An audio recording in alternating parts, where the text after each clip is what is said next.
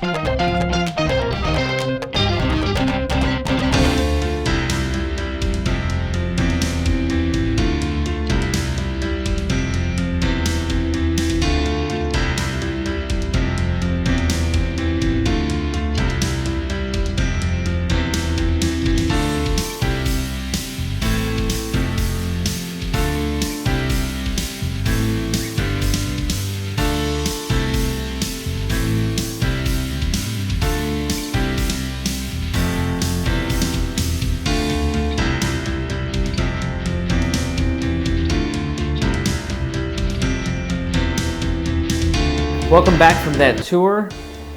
Very nice home.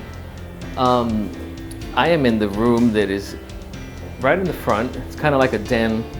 I love double doors, so I love that. It adds a little bit of an elegance to it. There's a lot of things in model homes.